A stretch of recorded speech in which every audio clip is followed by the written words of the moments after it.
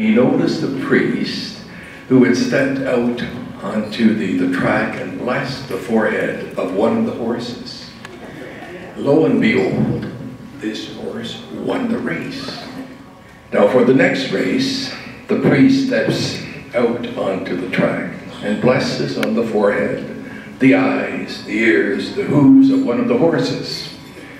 John places his bet every cent he owned and watches as the horse comes in last. So dumbfounded, he hunts down the priest and asks, "What happened, Father? All day you blessed horses and they won. This last race, you bless a horse and he loses." The priest nodded wisely and said, "That's the problem with you politicians. You can't tell the difference between a simple blessing and the last rites." If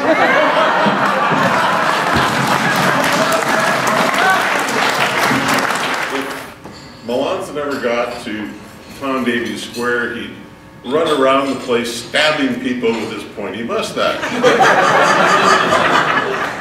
So I contacted a healthcare professional in the mental health field, and I said, what would possess someone to make a statement like that? And he said, well, it's probably something to do with mustache envy. But this picture up front is just big.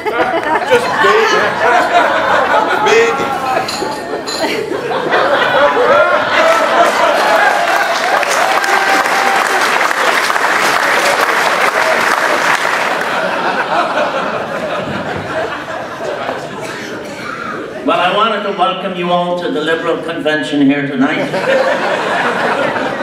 You saw what just happened. It's always great to get a hand up from a Liberal. It's better than a handout because they always take it back. I have fought the good fight.